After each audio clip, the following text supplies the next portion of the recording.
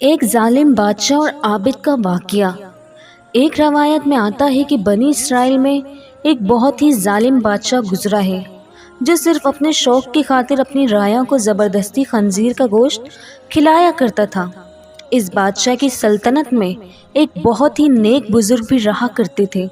ایک دفعہ شیطان نے اس ظالم بادشاہ کو کہا کہ تم عام لوگوں کو تو زبردستی خنزیر کا گوشت کھلا لیتے ہو، مگر تم نے ابھی تک اس عابد کو نہیں کھلایا۔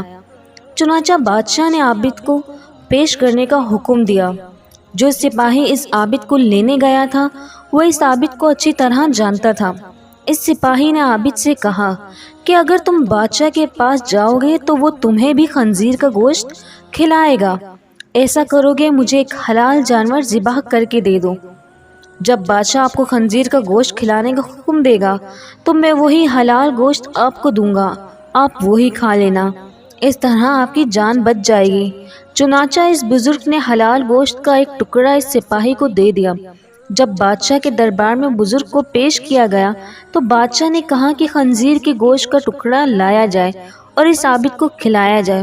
چنانچہ سپاہی نے وہی حلال گوشت اس عابد کو کھلانے کے لیے دیا، لیکن عابد نے کھانے سے انکار کر دیا۔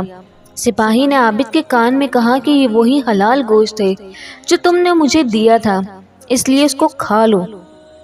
لیکن عابد نے پھر بھی انکار کر دیا۔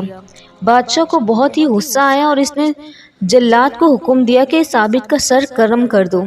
جلاد کے آنے سے پہلے وہ سپاہی اس عابد کے پاس آیا اور کہا کہ آپ نے وہ گوشت کیوں نہیں کھایا، حالانکہ وہ گوشت تو حلال تھا۔ عابد نے کہا کہ بات دراصل یہ ہے کہ اگر آج میں وہ گوشت کھا لیتا تو میرے بعد لوگ فتنہ میں مبتلا ہو جاتے اور کہتے کہ ایک عابد خنزیر کا گوشت کھا سکتا ہے تو ہم کیوں نہیں، تو اس لیے میں نے بھی اس ڈر کی وجہ سے گوشت نہیں کھایا۔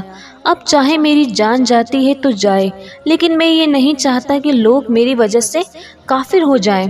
چنانچہ جلاد آیا اور اس نے عابد کا سر قلم کر دیا اور اس طرح عابد نے فخر سے جام شہادت نوش لیا۔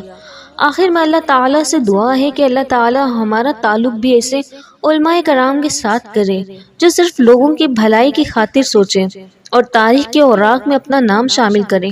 آمین۔ ویڈیو پسند آنے پر چینل کو لائک اور سبسکرائب کرنا نہ بھولیے گا۔